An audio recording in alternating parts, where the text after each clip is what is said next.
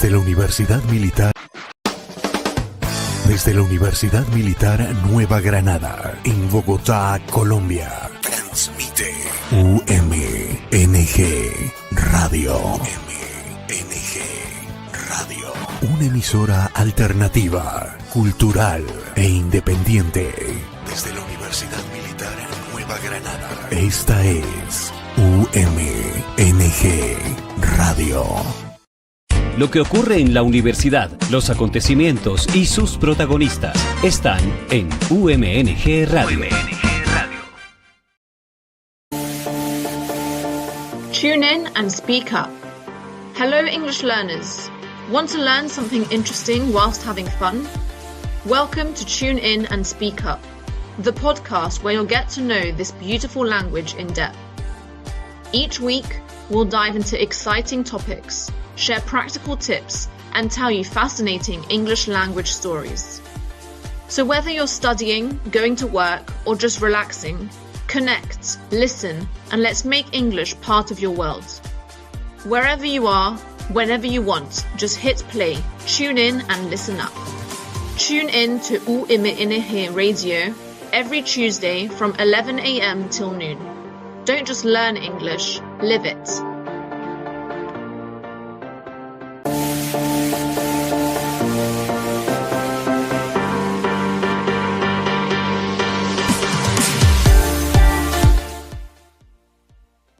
Okay, good morning, everybody. Welcome to Tune In and Speak Up, the podcast from Universidad Militar Nueva Granada, where we explore curious stories, surprising facts, and cultural insights from around the world, all through the lens of English learning.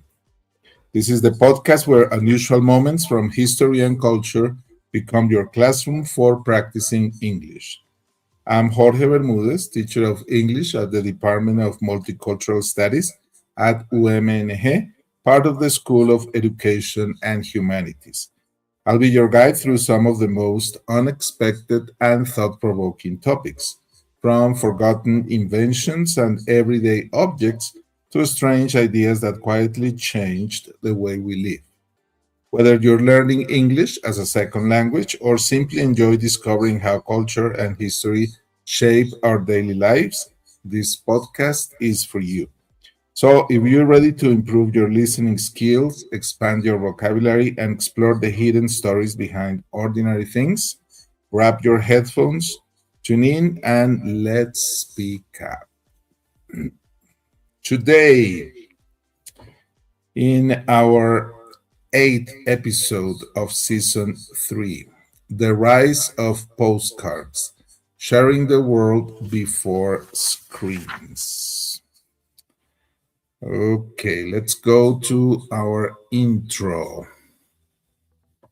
Sharing the World Before Screens.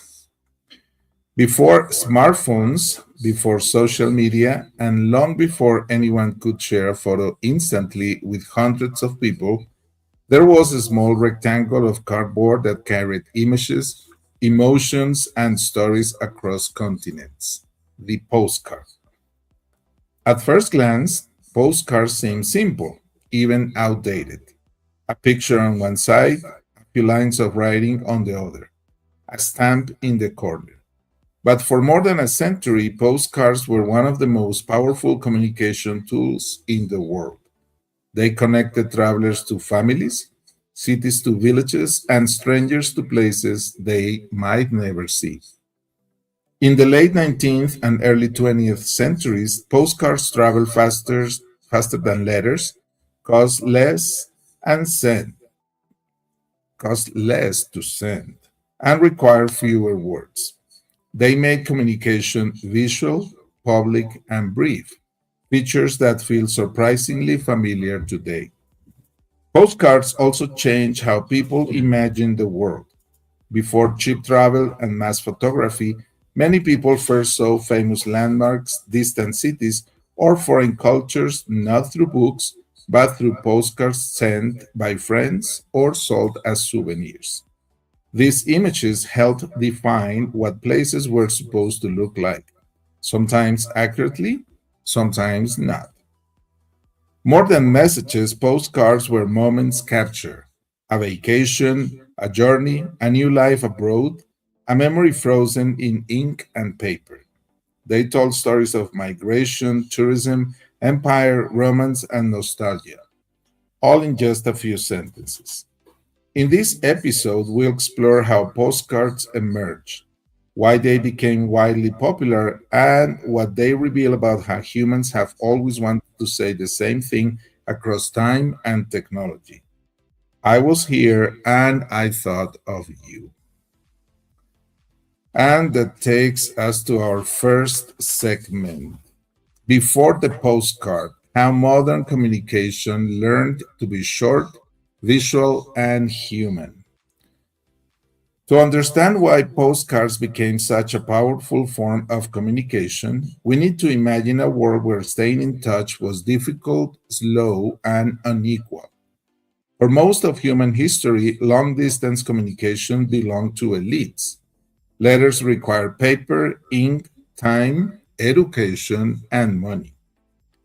Postal systems existed, but they were inconsistent, expensive, and often unreliable. In many countries, the receiver, not the sender, paid the postage, meaning a letter could arrive only to be refused because it cost too much to accept. Writing itself was also a social act filled with rules. Letters followed strict formats and polite conventions. You didn't write briefly, you didn't write casually, and you certainly didn't write just to say, I arrived or I'm thinking of you. This began to change dramatically in the 19th century. Industrialization did not only transform factories and cities, it transformed information. Advances in paper making made paper cheaper and more abundant. Printing technologies such as lithography allowed text and images to be reproduced quickly and in large quantities. At the same time, governments began investing heavily in national postal systems as tools of administrations, commerce, and social cohesion. The introduction of postage stamps, beginning with Britain's penny black in 1840, here in the picture, was revolutionary. For the first time, sending mail became predictable, standardized, and affordable for ordinary people. Communication was no longer just official or personal, it was becoming everyday. As railways expanded and steamships shortened travel times, people themselves became more mobile. Workers migrated to cities. Students studied abroad. Tourists, a new social category, began traveling for pleasure. With mobility came a new emotional need: connection without ceremony.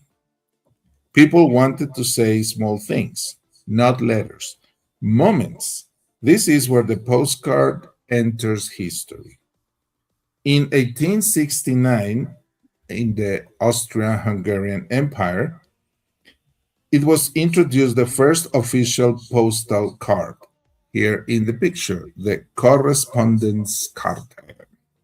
It was a bold idea.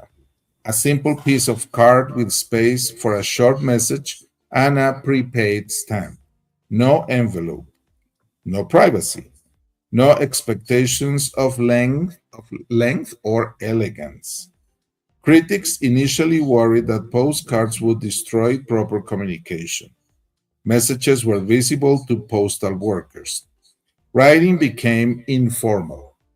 Language became simpler, but the public loved them. Postcards respected something letters ignored: time. They acknowledged that modern life was faster, more fragmented, and more mobile. They allowed communication to fit into busy lives rather than interrupt them. And because they were cheap, postcards democratized correspondence. Suddenly, communication was not a privilege, it was a habit.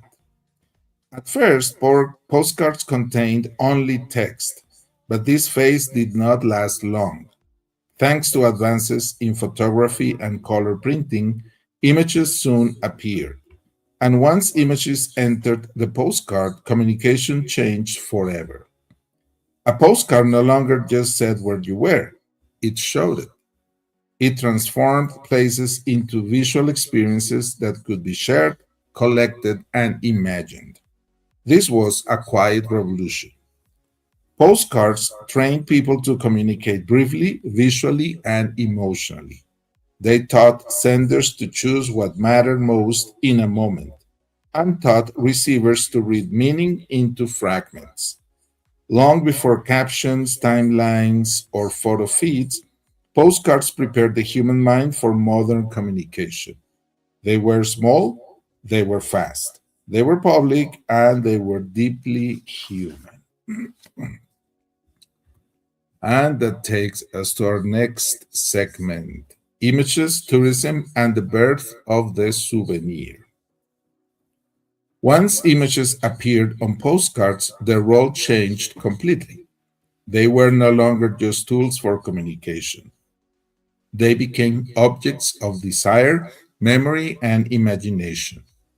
By the late 19th century, new printing techniques made it possible to reproduce photographs, engravings, and later color images cheaply and in large quantities. At the same time, travel itself was becoming more accessible. Railways connected cities, steamships connected continents. Middle class tourism began to emerge, especially in Europe and North America. Travel was still limited, but the idea of travel spread much faster than travel itself. Postcards played a crucial role in this change. For many people, postcards were the first images they ever saw of distant places: Parisian boulevards, Egyptian pyramids, alpine mountains, tropical beaches, or colonial cities overseas. These images did not simply document reality, they constructed expectations. They showed places as beautiful, exotic, modern, or timeless, depending on what printers believed would sell. In this way, postcards helped create the visual language of tourism. Certain landmarks became iconic not because everyone had visited them, but because everyone had seen them on postcards. The Eiffel Tower, the Big Ben, Venice's canals, New York's skyline, these places became symbols long before mass tourism arrived. Buying a postcard became a ritual. Travelers selected images that represented where they had been or where they wanted to be seen as having been. Sending a postcard home was proof of movement, curiosity, and cultural anticipation. It quietly said, I have experienced something worth sharing. This is where the postcard became a souvenir. Unlike traditional souvenirs, objects kept for oneself, postcards were souvenirs meant to be sent away.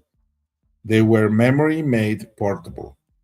Once delivered, they enter other people's homes, albums, drawers, and memories. A single trip could scatter its images across dozens of households. Postcards also reshaped how destinations marketed themselves. Cities and nations learned to present curated versions of reality. Streets were photographed empty and clean. People appeared in traditional clothing.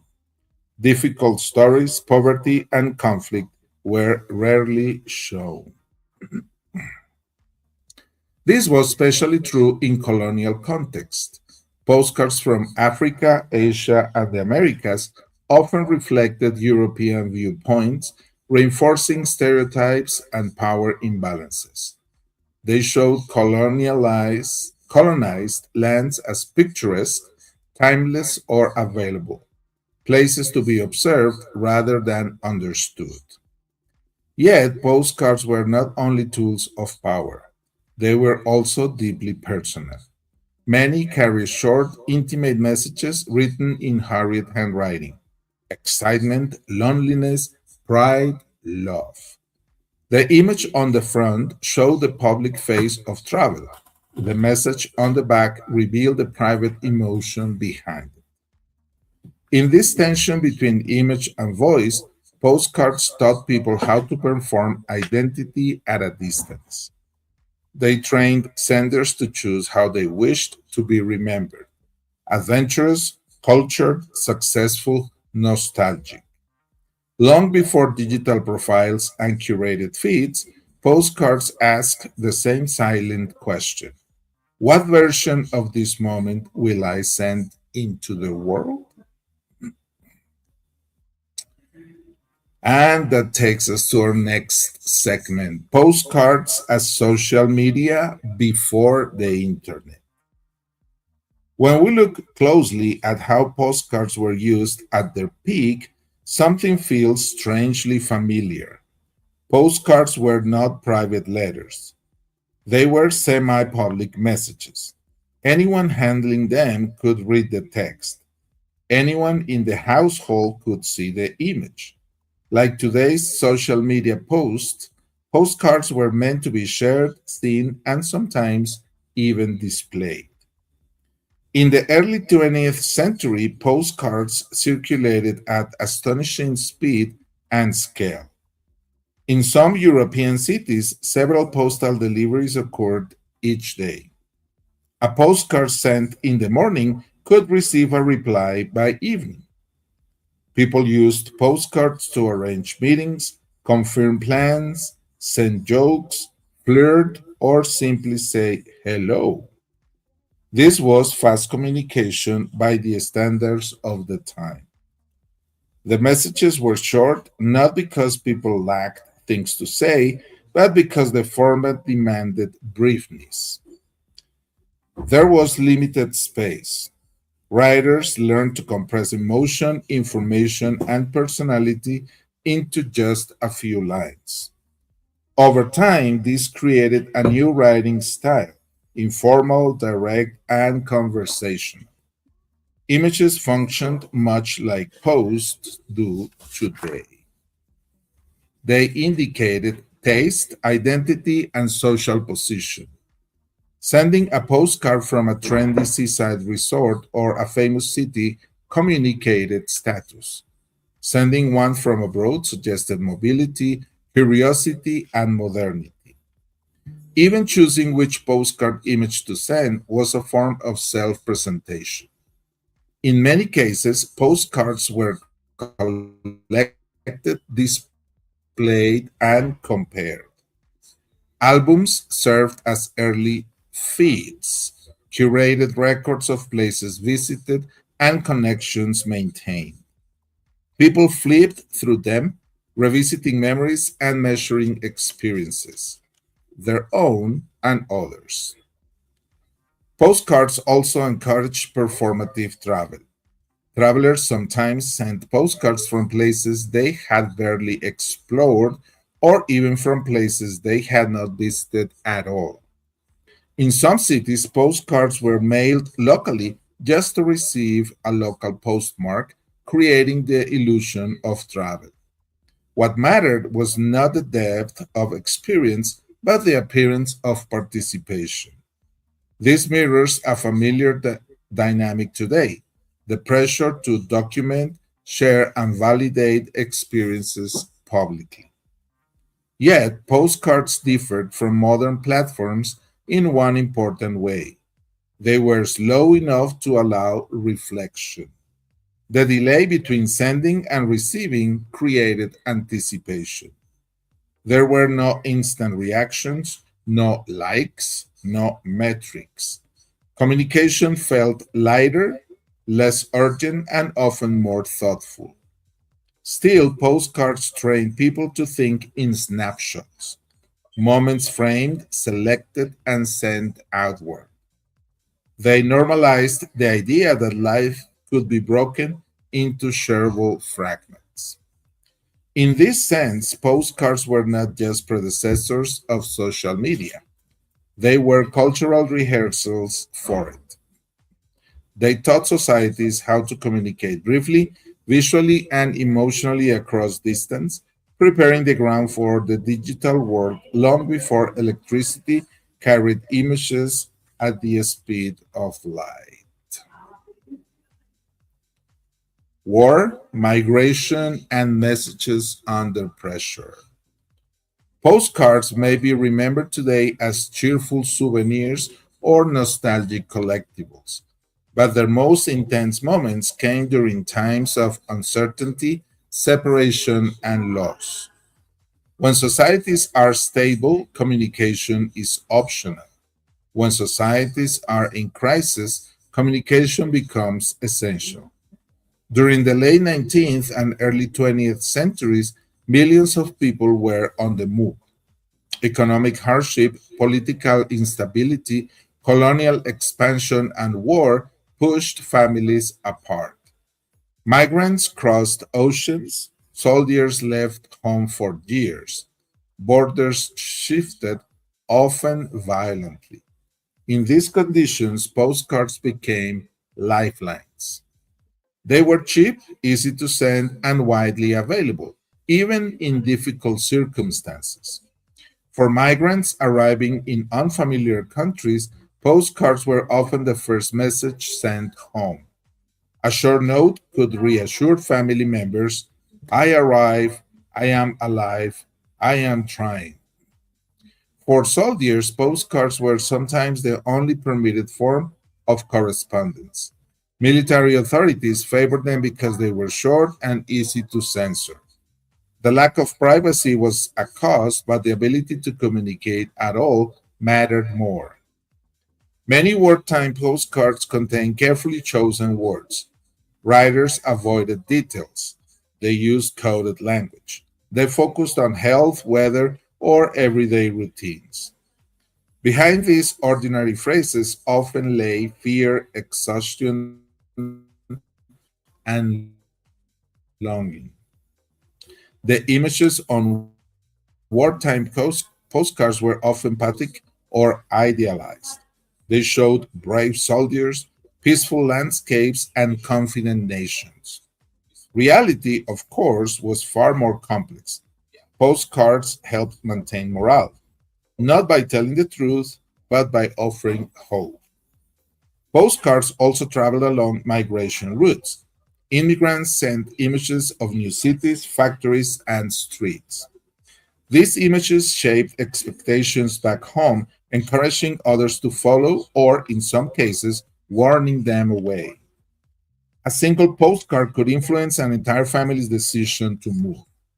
In this way, postcards became part of global movement, not just recording history, but actively shaping it. What makes these messages so powerful today is their simplicity. A few words, a small image, no explanations, no context. And yet, these fragments carried enormous emotional weight. They remind us that communication does not need to be long to be meaningful. In moments of crisis, what people often want to say is very small. I remember you, I miss you, I hope to return. Under pressure, postcards reveal something timeless. When everything else becomes unstable, humans still reach outward, trying to stay connected across distance, danger, and uncertainty. Decline, nostalgia, and the digital echo. By the middle of the 20th century, postcards were part of everyday life. People sent them from holidays, business trips, and family visits. They were easy to buy, cheap to send, and understood by everyone. But the world was changing. First came the telephone. A voice could travel faster than a postcard. Later came email, text messages, and social media. Messages became instant, private, and constant. Waiting days for a reply started to feel unnecessary. Slowly, postcards lost their central role. Fewer people wrote them. Many postcards were never sent at all. They were bought, kept, and forgotten.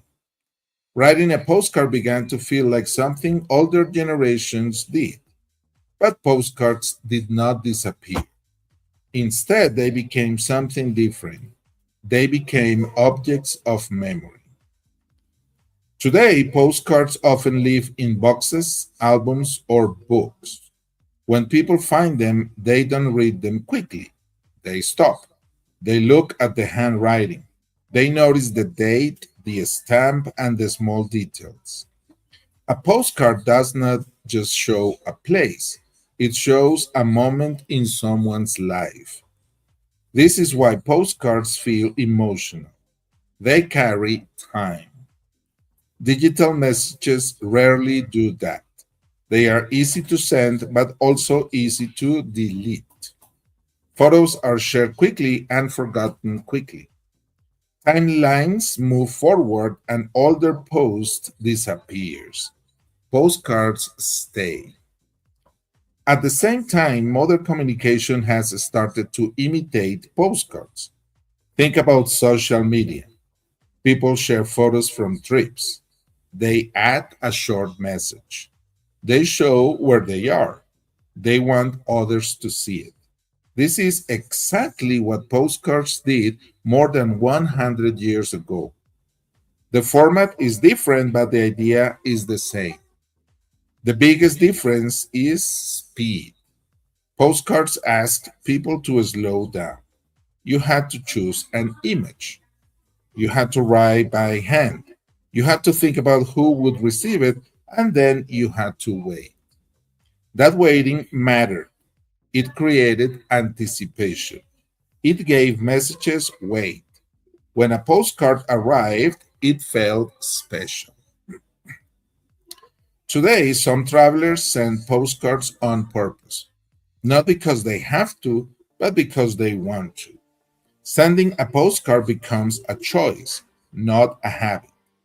It becomes a way to say, this moment is worth time.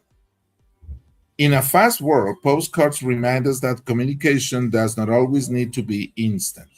Sometimes it needs to be human, physical, and slow. And that takes us to our next segment, postcards today, from messages to collectibles. Today, postcards are no longer only messages.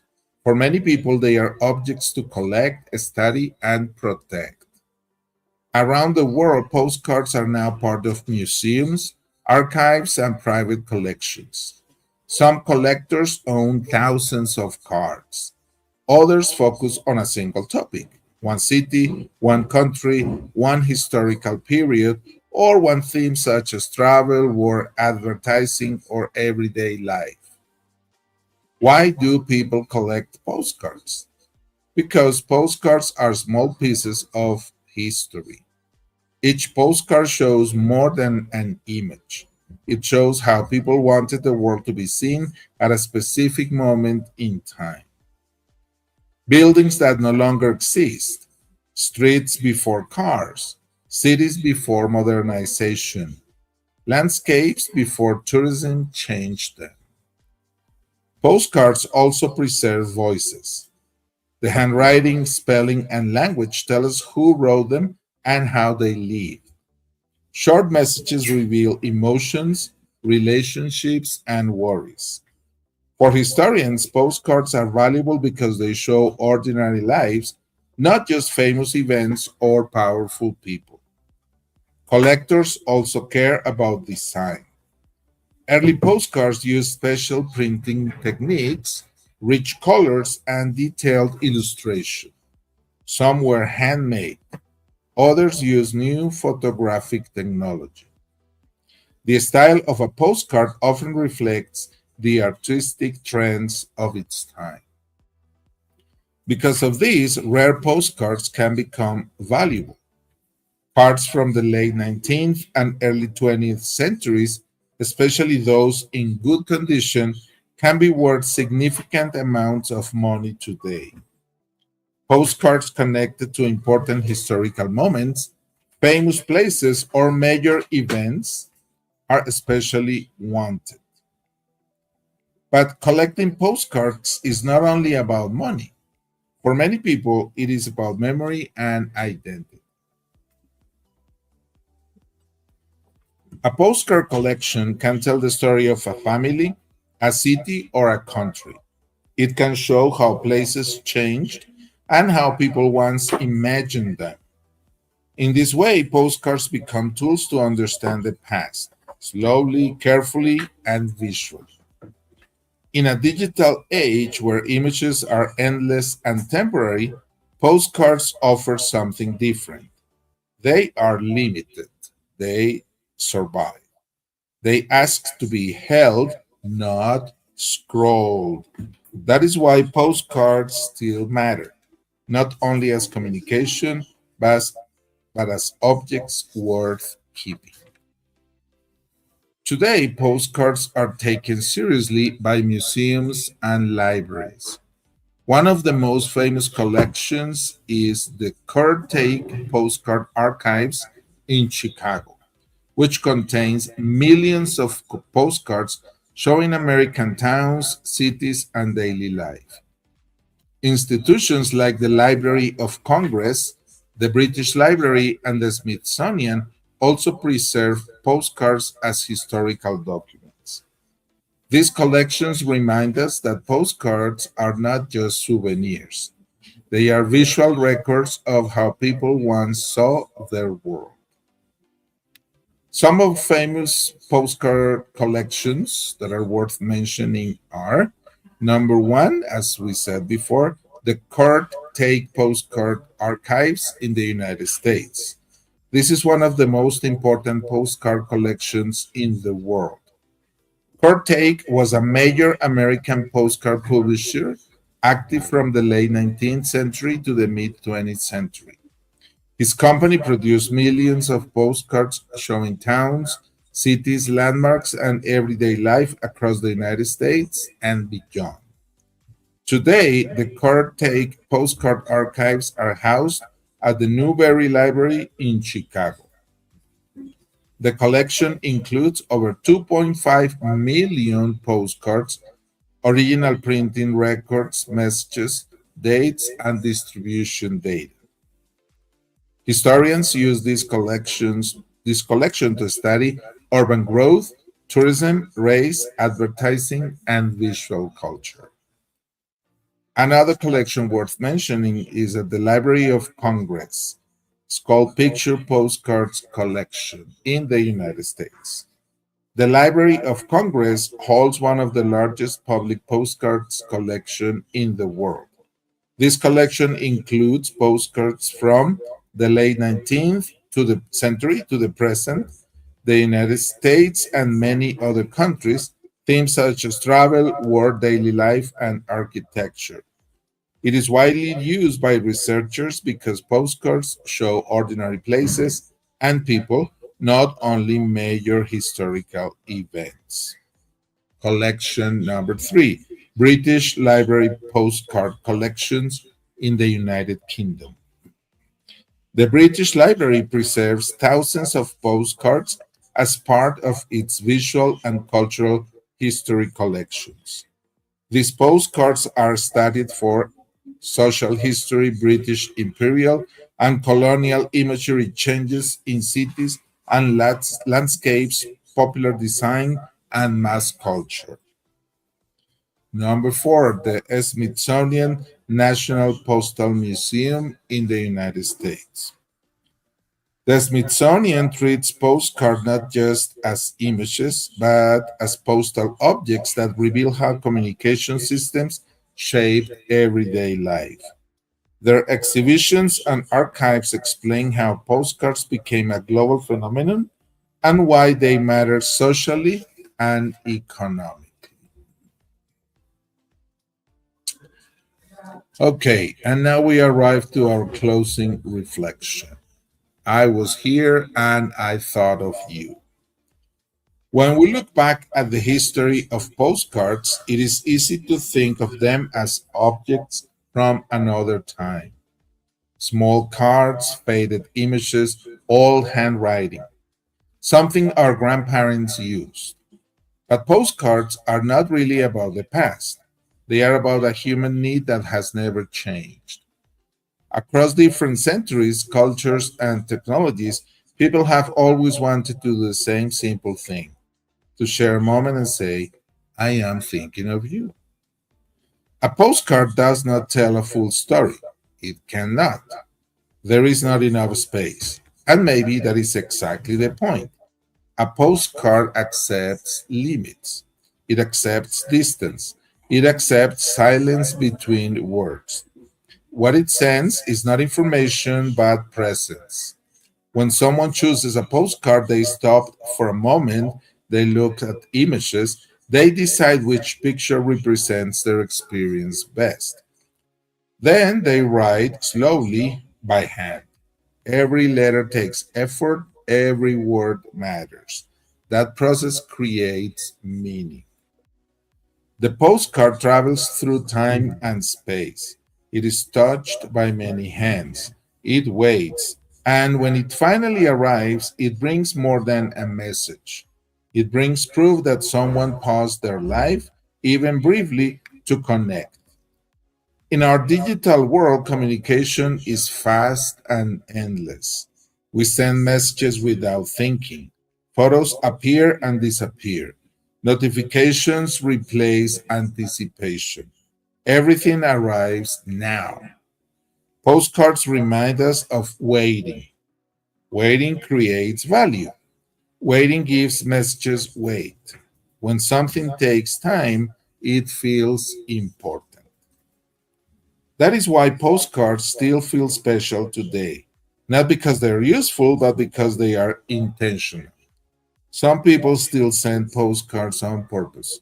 They know it would be easier to send a photo or a text, but they choose the slower path. They choose something physical, something that can be kept, found, and touched years later. A postcard can survive technology. It does not need a password. It does not need electricity. It does not disappear when a platform changes. It stays. And when someone finds an old postcard years later, something happens. The moment returns. The handwriting feels alive again. The distance between past and present becomes smaller. In that sense, postcards are quiet time machines. They carry ordinary moments forward, not because those moments were big, but because they were real. In the end, postcards teach us something simple and powerful. Communication is not only about being heard, it is about being remembered. And sometimes the most meaningful message is not the fastest one, but the one that takes its time. Okay, thank you so much for spending this time with me on Tuning and Speak Up, the podcast from Universidad Militar Nueva Granada. I hope you enjoyed our journey on the history of postcards and discover how even the most ordinary things can carry deep cultural meaning. If this episode helped you stay every excuse me, help you see everyday life a little different, or help you connect language with history and culture in a new way, then this episode has done exactly what it was meant to do. Learning English is not only about grammar or vocabulary, it is also about understanding how people live, think, and express values through simple actions.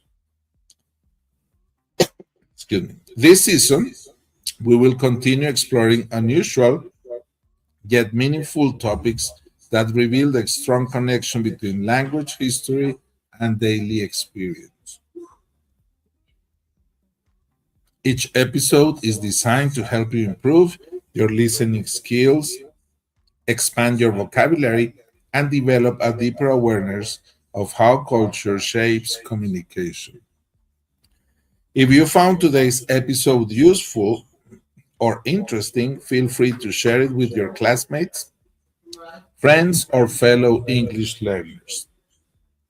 Learning becomes stronger when it is shared, discussed, and experienced together.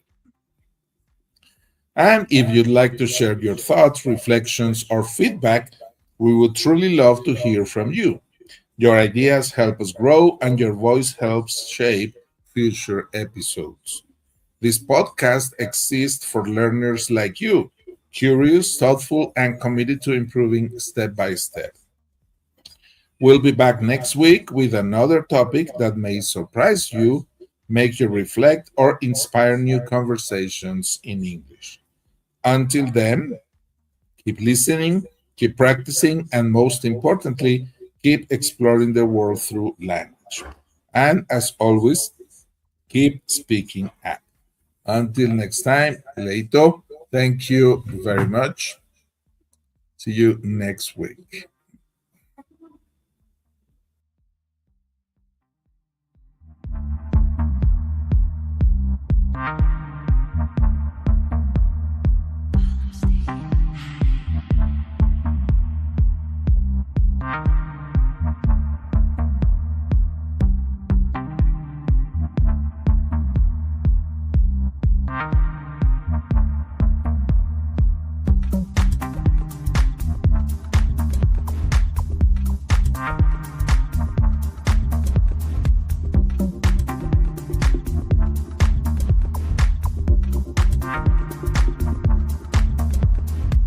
Lo que ocurre en la universidad, los acontecimientos y sus protagonistas están en UMNG Radio. Desde la Universidad Militar Nueva Granada, en Bogotá, Colombia, transmite UMNG Radio. UMNG Radio. Una emisora alternativa, cultural e independiente. Desde la Universidad Militar Nueva Granada. Esta es UMNG Radio.